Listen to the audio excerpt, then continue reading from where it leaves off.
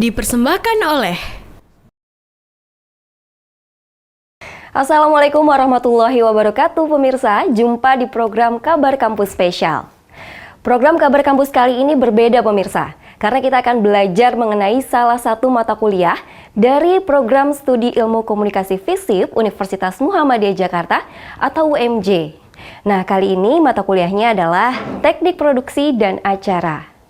Mata kuliah kali ini akan dipandu oleh dosen UMJ yang bernama Dr. Andes Makrun Sanjaya M.Sos. Mata kuliah kali ini dijamin sangat bermanfaat untuk pemirsa, khususnya untuk kamu-kamu yang mau masuk jurusan ilmu komunikasi atau sedang belajar jurusan ilmu komunikasi. Dan pemirsa, ini dia Kabar Kampus Spesial, Kuliah Teknik Produksi Acara bersama Danon.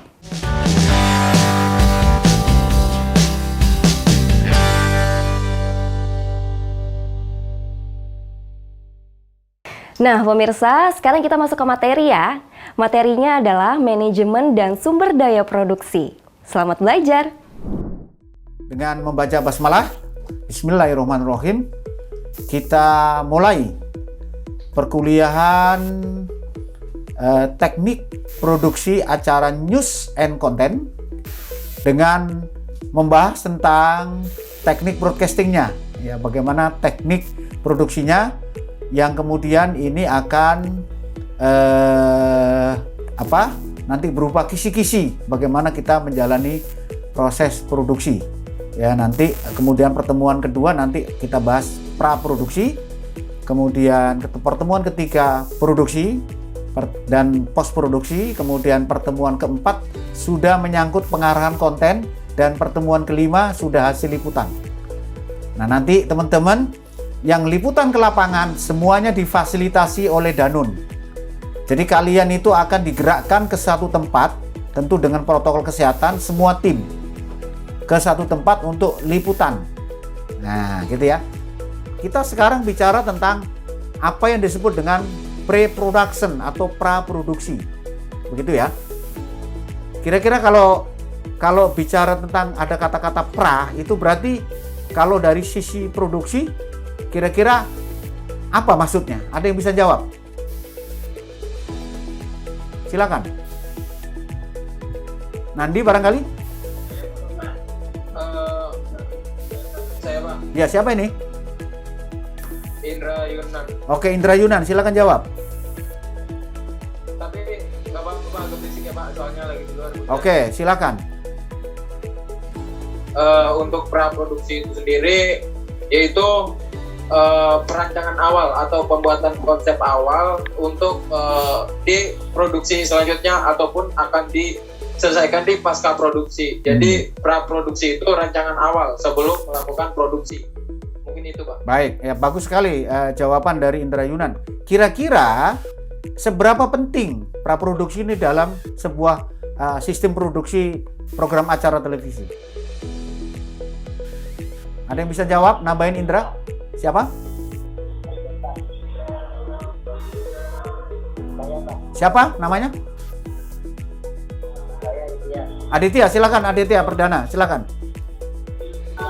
Masih Pak, karena tanpa adanya praproduksi, kegiatan produksi dan post produksi akan berantakan dan sesuai dengan tema dan alurnya yang akan ditayangkan di media. Bagus sekali. Media realisasi maupun media online. Baik. Tepat sekali ya jawaban dari Aditya Perdana Raya. Jadi memang arti penting dari praproduksi itu sangat tinggi ya, sangat signifikan pengaruhnya. Ada yang mengatakan para ahli dari ahli manajemen ya, kalau perencanaan suatu aktivitas itu sudah bagus, sudah paripurna, maka 60-70% pekerjaan udah selesai.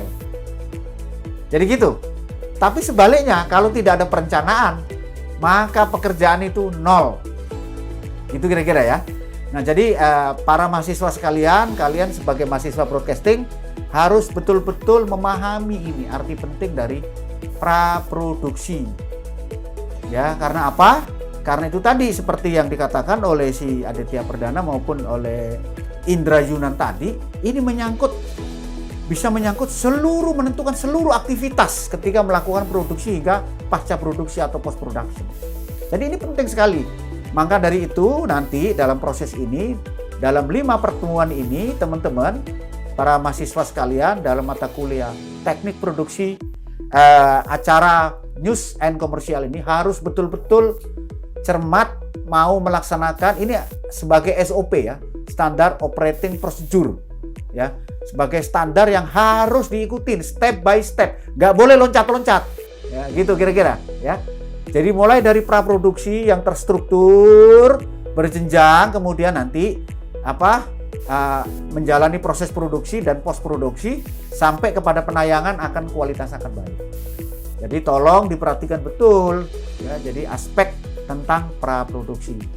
Lalu ketika bicara tentang praproduksi ada 20 konsep atau 20 step tahap, 20 langkah. Coba dibaca ini, bentar. Siapa ini? Ahmad Zaini, tolong dibaca. Apa saja praproduksi? 1 sampai 5. Baik, di dalam tahapan praproduksi ini, yang pertama terdapat ide dan konsep, yang kedua menentukan tujuan dan sasaran, yang ketiga target audiens, yang keempat anggaran, dan kelima limitasi atau Oke, jadi seperti dibaca oleh Ahmad Zaini tadi, jadi praproduksi ada 20 konsep atau 20 tahap, 20 step. Konsep, tahap atau step 1 sampai 5 yang pertama adalah ide. Nah, ini yang penting.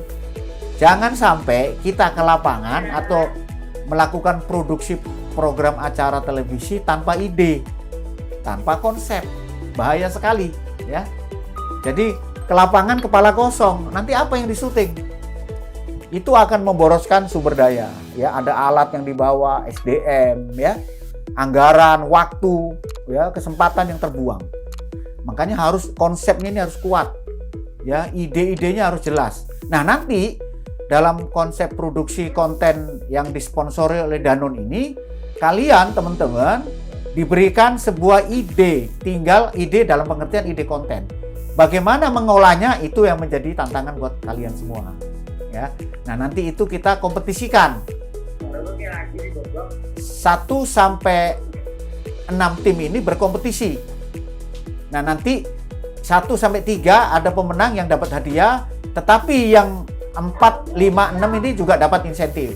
Ya, nanti tenang aja ya. Karena semuanya dibiayai operasionalnya, kemudian juga nanti ada insentif plus dikasih bonus. Oke.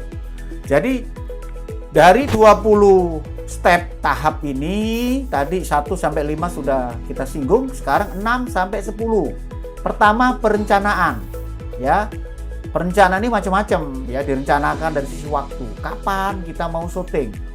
Kalau syuting di pagi hari, bagaimana kita mulai startnya, ya kan? Kumpulnya di mana, krunya bagaimana? Ada misalnya mungkin wake up call, ya. Yang misalnya kalau syuting jam 5 pagi, ya harus ada kru yang wake up call ya, yang manggil-manggil, yang mungkin membangunkan ya, membangunkan. Nah, itu menyangkut perencanaan. Nah, yang berikutnya, yang ketujuh adalah restriksi atau limitasi. Harus sadar batasan-batasan. Kira-kira nanti kalau kita syuting di pinggir sungai, apa risikonya? Batasan-batasannya apa? Oh, di situ harus ada alat pengaman ya, supaya tidak terjebur ke sungai misalnya. Kalau syuting di pinggir jalan, kita harus mengerti tentang restriksi, pembatasan-pembatasan maupun risiko-risikonya. Kalau syuting di pinggir jalan, harus ada tim yang mengawasi, yang mengingatkan, memberi pagar misalnya, supaya nggak kesenggol angkot misalnya. Nah, jadi limitasi, restriksi tentang lokasi dan sebagainya itu harus dipahami. Yang berikutnya adalah tentang metode. Ya. Metodenya nanti menggunakan tata cara, strateginya apa nih? Oh, nanti kalau kita di pinggir terminal misalnya atau di pinggir jalan, banyak noise, ya, banyak atmosfer, suara-suara natural sound yang akan berisik ya, sehingga nanti di tingkat penata kameranya atau audiomennya harus mengatur channel 1, channel 2, channel 1 untuk atmo, channel 2 untuk kamera misalnya atau untuk clip-on. Jangan sampai ini besarannya sama-sama, nanti suaranya tabrakan. ya nanti nggak jelas audionya. Nah ini segala macam itu diperhitungkan. Inilah pentingnya praproduksi, ya kan? Nah kemudian yang berikutnya adalah cakupan. Areanya apa nih? Oh, kita memproduksi news feature, ya. News feature itu karakternya mendalam. Oh ini produksinya mendalam, nggak bisa sekilas sintas, harus risetnya harus kuat. Nanti riset ada tuh. Nah cakupannya kita pahami. Kalau gitu nanti saya butuh, karena tayangannya 5 menit. Kalau berita biasa itu 1,5 menit sampai 2 menit paling banyak. Karena ini news feature, durasi 5 menit. Maka saya membutuhkan beberapa orang sebagai talent, narasumber. Ada yang diwawancarai, ada yang diambil gambarnya, ada yang kayak Silverman, apa Silverman dalam bahasa filmnya itu. Ya orang yang figuran yang lewat-lewat doang atau apa, cakupannya harus diperjelas. Lalu yang ke-9 adalah garis besar, outline. Oke, liputan misalnya nanti itu lokasinya ke tempat perkampungan misalnya. Perkampungan itu biasanya mungkin infrastruktur jalan tidak bagus, ya. Nanti otomatis kita nggak bisa bawa mobil box yang besar misalnya, nggak bisa bawa bis. Atau banyak semak-semak. Nah, makanya nanti cakupan, oh kita kalau gitu strategi dan cakupannya kita harus pakai cara-cara yang spesifik. Di situ nanti ada yang namanya yaitu survei lokasi. Nah, lalu cakupan konten, cakupannya nggak boleh lari kemana-mana. Kalau mengenai tentang kondisi kemiskinan misalnya, nggak boleh kemudian tiba-tiba diisi dengan gambar-gambar orang main bola, nggak relevan. Tiba-tiba ke GBK Senayan ngambil gambar, nggak relevan. Jadi cakupannya harus jelas. Oke, itu sampai 10. Bahwa kemudian ketika proses praproduksi ini sudah dipikirkan format studio. Maksudnya gini, kalau itu di dalam studio maka bagaimana dimensi ruang diperhatikan, pencahayaan, ya. Kemudian blocking kamera. Kemudian nanti in frame atau out frame atau gimana teknik-tekniknya di studio yang berbasis studio itu harus diperhatikan. Tetapi kalau itu dilakukan di luar studio, maka pergerakan kamera ya segala macam kru itu lebih leluasa. Tetapi itu pun tetap ada limitasi. Untuk itu diperlukan sebuah riset, sebuah pengenalan, mungkin juga nanti di belakangnya itu rehearsal, diperlakukan treatmentnya seperti kita di studio. Jadi jangan disepelekan, apalagi kalau di luar yang sifatnya mobile.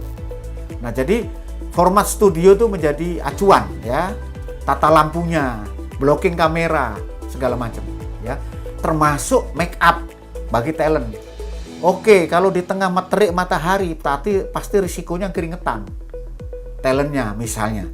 Mukanya jangan boleh berminyak, lembab, kemudian mantul cahaya. Otomatis dikasih touch up, dikasih bedak misalnya. Itu seperti format di studio untuk menyesuaikan look ya nanti tampilan di ketika itu di dalam output atau keluaran dalam bentuk tayangan. Yang berikutnya adalah kompleksitas produksi. Produksi sebuah acara tidak sederhana kecuali bikin vlog. Bikin vlog aja juga rumit ya. Karena harus mengerti aspek-aspek teknis. Jadi aspek-aspek teknis perlu disadari, perlu diperhatikan segala, sehingga nanti hasilnya tidak mengecewakan. Jadi kompleksitas produksi itu banyak. Ada SDM, ada peralatan teknis, ada soal cuaca eksternal, ada lingkungan sekitar, mungkin soal modal segala macam, biaya, bayaran talent misalnya, itu semuanya diperhatikan. Itu kompleksitas dari sebuah produksi konten. Yang berikutnya adalah treatment breakdown. Nah, jadi nanti perlakuan terhadap konten produksi ini seperti apa itu di breakdown. Ya dijelasin satu-satu. Ya. Dipelajari satu-satu, dibedah, di breakdown ya. Ini treatment, ini kita ke misalnya ini. Oke, ini nanti bagaimana ketika hujan misalnya. Harus ada treatment. Kameranya bagaimana nanti angle-nya? Supaya kamera juga aman, kemudian visualisasinya tetap standar. Apakah perlu penambahan cahaya? Kalau lampu atau lighting-nya nggak cukup, perlukah kita misalnya pakai tambahan? Misalnya di tempat kegelapan, perlu nggak nyalain lampu petromak misalnya? Ya, ada yang tahu lampu petromak? Ada yang nggak tahu lampu Petromax? Tahu ya? Lampu Petromax itu pakai minyak tanah zaman dulu ya, pakai spiritus nyalainnya. Nah, itu treatment, perlakuan. Mau diapakan ini dengan keadaan seperti ini? Ini semua di breakdown, segala skenario ya. Kalau hujan begini, kalau ini nanti begini, kalau waktu nggak cukup mungkin syutingnya diulang dan sebagainya. Asal dengan mencapai standar kualitas visual yang baik. Begitu ya. Itu pada aspek perencanaan. Kemudian perencanaan kamera. Nah, ini penting. Kalau misalnya liputan news feature di sebuah kampung yang padat, kemudian cuaca yang masih bulan Januari, Februari, Maret ini biasanya hujan. Nah, ini semua sudah direncanakan.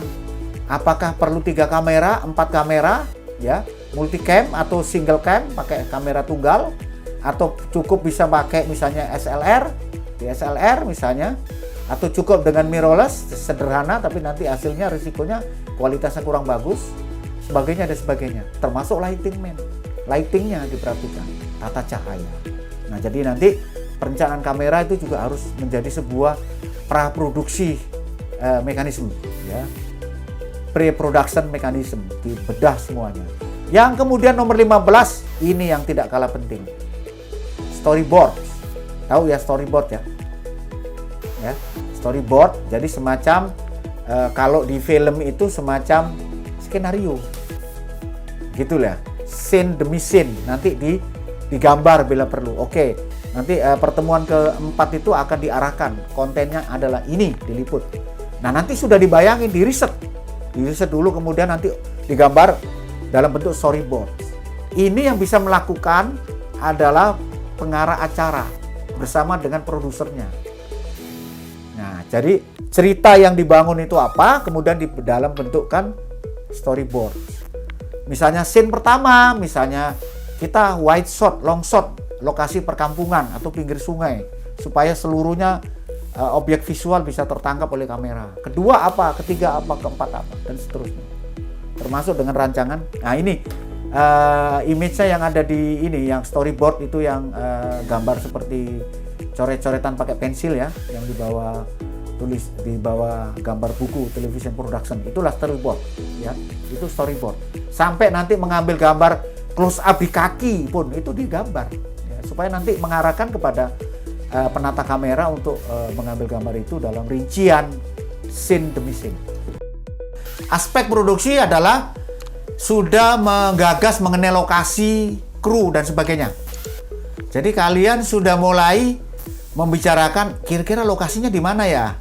Nah, kalau lokasinya di pinggir sungai, apa di pinggir jalan atau di terminal, itu semua sudah ada dalam agenda. Sampai penentuan kru.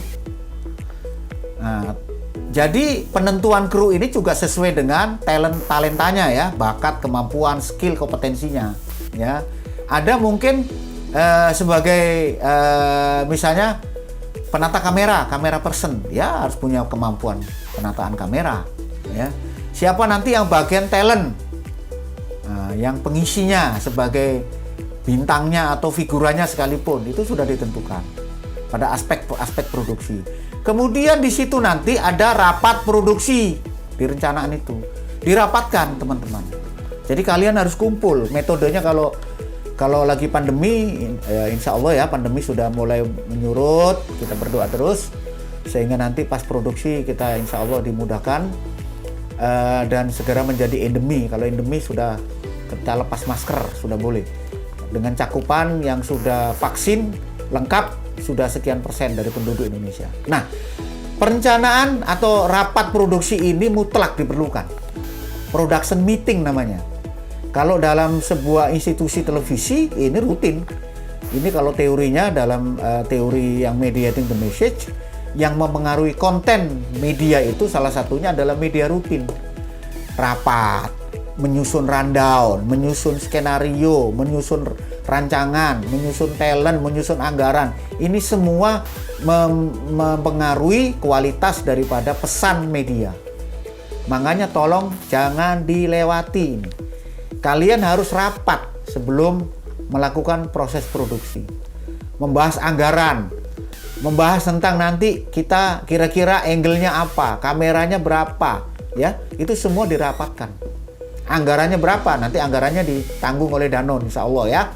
Jadi kita difasilitasi oleh pihak sponsor sehingga nanti insya Allah membantu kalian untuk menghasilkan produksi yang ciamik, yang keren lah ya.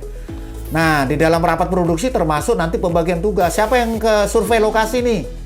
Nah, itu akan ditentukan di rapat produksi. Yang berikutnya adalah survei lokasi. Nah, setelah rapat atau sebelum rapat, survei lokasi. Dipelajari lokasinya.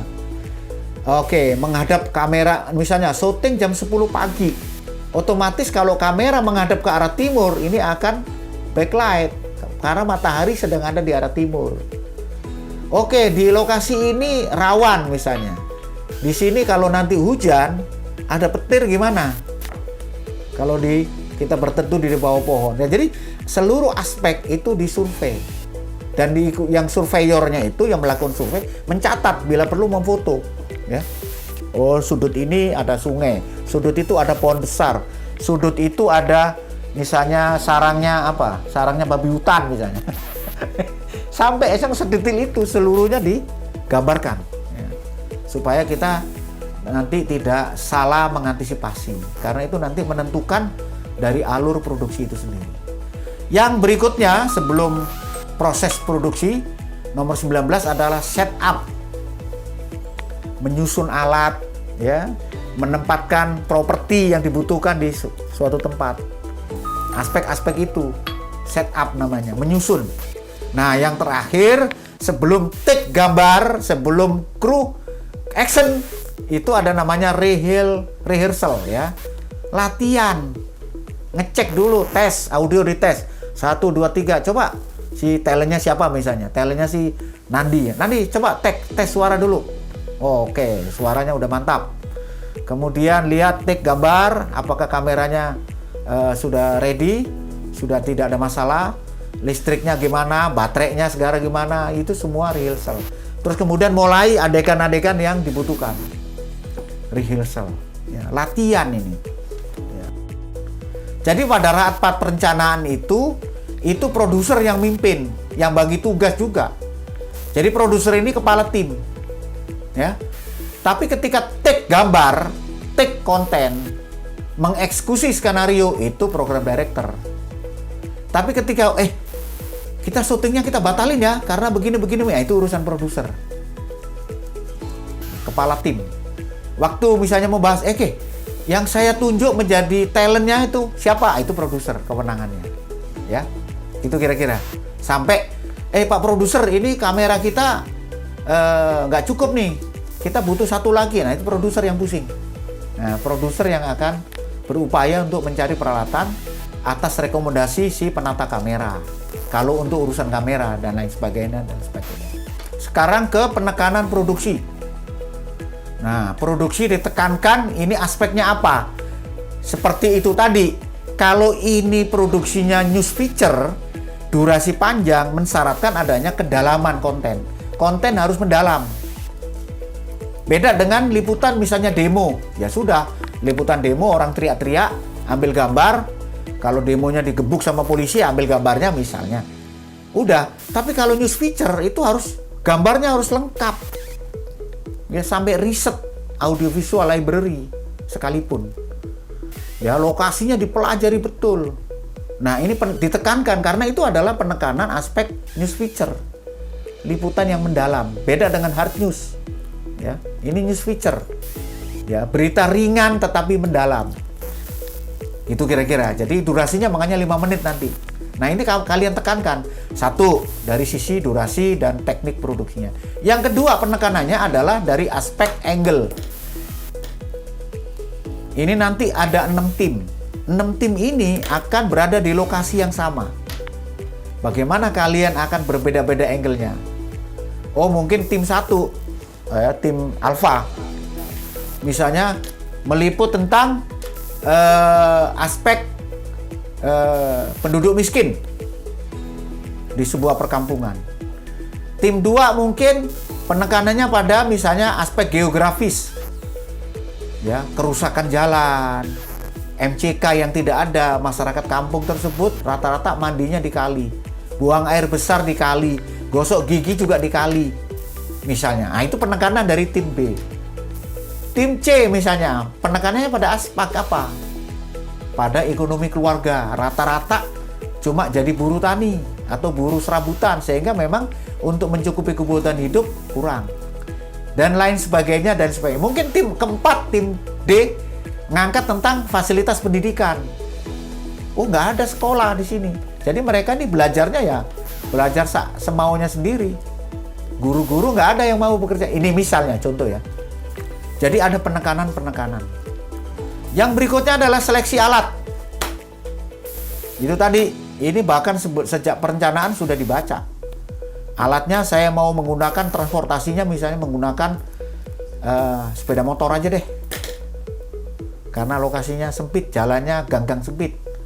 Nggak mungkin bawa ke situ bus misalnya, alat transportasi. Alat pengambilan gambar, kamera.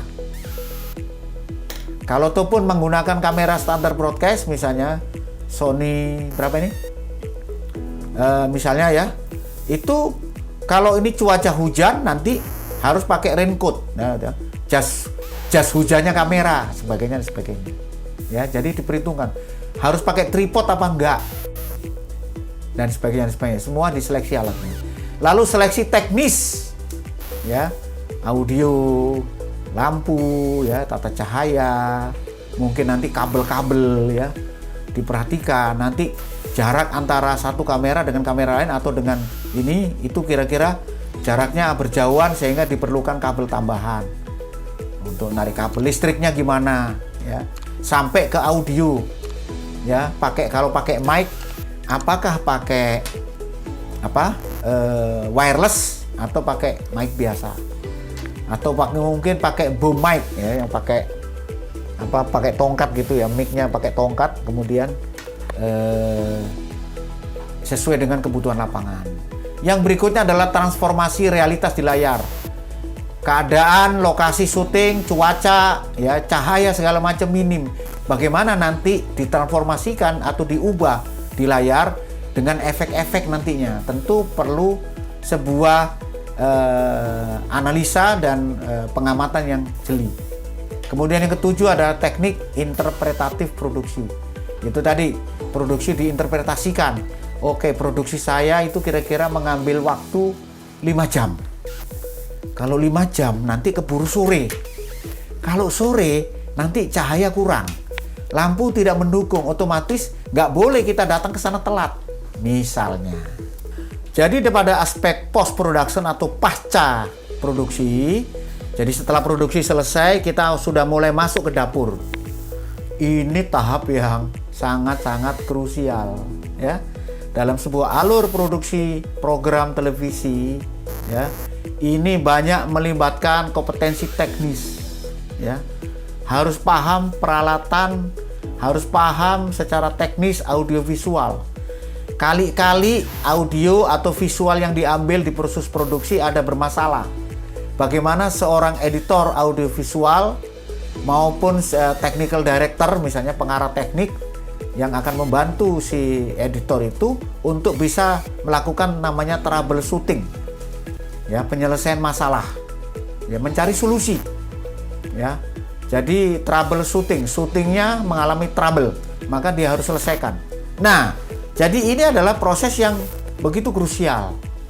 Ibarat makanan, ini dapurnya, kalian bisa mengolah apa enggak, ya. Mungkin kompor ditentukan, suhunya api berapa lama di atas tungku, itu menentukan. Besar kecilnya api itu menentukan kalau ini makanan, ya. Goreng nasi misalnya, itu pakai teknik, pakai kompetensi oleh seorang chef. Chef 1 dan chef 2 karena kompetensi tekniknya beda, maka beda juga hasilnya. Padahal bumbunya sama, bahannya sama. Jadi ini benar-benar man behind the gun-nya, ya. Orang di belakang senjatanya, ya. Ini orang-orang yang punya kompetensi tinggi. Nah, karena memang kita hidup di era digital yang serba prosumer, ya, produsen sekaligus sebagai konsumen, dan sudah tersedia aplikasi editing yang begitu banyak dan tidak harus belajar bertahun-tahun untuk menjadi editor, maka Inilah kemajuan teknologi yang kita syukuri, untuk itu kita manfaatkan. Nah, kita bicara proses. Jadi seluruh hasil syuting dijahit oleh seorang editor, dirangkai, ya. Namanya edit, itu memotong, menggabungkan, menyatukan, memisahkan, itu edit namanya. Ya, disunting. Kemudian secara berurutan pemotongan, penjahitannya, ya. Kemudian kesalahan dikoreksi, kalau ada kekurangan dikoreksi. Oke, penjahitannya kurang, pakai efek-efek tertentu di dalam mesin editing, maka itu bisa dilakukan. Mungkin lebih terangin, brightness-nya ditambah misalnya. Itu di aspek-aspek editing. Mungkin kemudian ditambahkan efek visual. Ya, efek-efeknya harus ini mungkin. Visualnya dikasih efek, misalnya pakai misalnya apa? Di soft, ya, yang transisi yang lembut gitu. Atau pakai flash. Ya, pakai cahaya sekilas kemudian seolah-olah itu transisi. Nah, ini sangat teknis ya. Ini editor-editor masa kini yang, dan kalian pasti sebagai digital native, ya, generasi milenial, itu lebih gampang belajarnya dibanding di masa lalu. Kemudian efek suara, misalnya dikasih efek-efek suara, misalnya apa? Misalnya kalau produksi di malam hari, kemudian apa? Karena ada aktivitas di lokasi, kemudian belalang-belalang itu tidak pada bunyi. Kalau kita ke daerah Ciawi, Bogor, ke puncak sana kan, kalau malam itu suara belalang cek cek cek cek cek. Nah, nggak ada, atau suara kodok di tepi sungai nggak ada, ditambah efek suara kodok untuk menambah daya imajinasi tentang visual itu, ya. Kemudian mungkin untuk relevan dikasih background musik, efek background musik. Nah, pada aspek atau tahap pasca produksi ini, setidak-tidaknya ada dua hal yang penting. Saya sampai ngomong 4 kali. 1, mekanis edit, alat maksudnya, dan tata cara. Di situ ada editing in camera, editing by camera, bisa dilakukan seorang kamera yang bagus. Jadi editor nggak pusing-pusing. Ya, edit by camera. Saya waktu di lapangan dulu, era tahun 90-an, ada beberapa kameramen saya itu canggih. Sampai di kantor nggak pusing-pusing lagi editornya, sudah tertata di dalam kameranya. Jadi pengambilan gambarnya itu mengedit pakai kamera. Kalau biasanya orang syuting itu misalnya 30 menit, dia cukup 5 menit. Tapi lengkap, sekuennya terjaga, kualitas teknisnya bagus, pencahayaannya, net soundnya dapat, ya. Kemudian soundbite, ya, suara narasumber yang direkam bagus. Kemudian terseleksi dengan baik gambar-gambar maupun suara-suara. Ini seorang edit tata cara secara mekanis, edit by camera. Kemudian ada production switcher. Nah, di situ ada sejumlah tombol. Ya, ada sejumlah tombol yang harus dikuasai seorang editor. Ada juga aspek apakah ini linear editing atau non-linear editing. Ini sangat teknis. Ya, kemungkinan dalam konteks ini kita tidak terlalu teknis seperti ini karena nanti kalian menggunakan editing aplikasi edit yang sederhana, ya, tetapi dengan hasil yang bagus. Yang kedua adalah post production meliputi logging. Kalau zaman dulu itu logging. Ini masih relevan karena di dalam buku television production karya Gerard Millerson dan Jim Owens ini logging masih dikenal, yaitu melakukan time coding. Gambar seluruhnya dicatat dalam sebuah sekuen rangkaian. Jadi nanti editor itu tidak pusing. Ini gambar orang loncat ini pada menit keberapa sudah ketahuan. Jadi membantu editor. Makanya di sini dalam kru produksi tadi ada yang bagian mencatat adegan kalau dalam film, ya.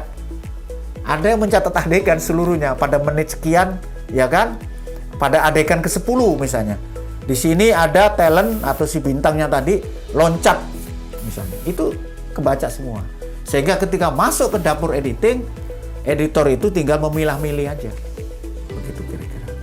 Dan yang berikutnya adalah yang terakhir adalah bagaimana proses editing audiovisual itu selain menuntut kompetensi teknis, ya keahlian teknis, juga perlu waktu. Nggak bisa ini tentu, makanya perencanaan produksi itu yang penting. Harus direncanakan nanti produksinya atau editingnya itu 1 hari harus kelar dan sebagainya. Ya, begitu kira-kira. Ini adalah 3 tahap dari manajemen produksi program acara televisi. Pemirsa, itu dia tadi pembelajarannya. Gimana? Seru dan bermanfaat kan? Dan pemirsa, besok akan ada lagi nih materi yang lebih seru, yaitu praproduksi liputan berita. Buat kamu yang mau jadi jurnalis, jangan lupa nonton ya di jam yang sama, hanya di Kabar Kampus Spesial Kuliah Teknik Produksi Acara bersama Danon. Wassalamualaikum warahmatullahi wabarakatuh. See you tomorrow.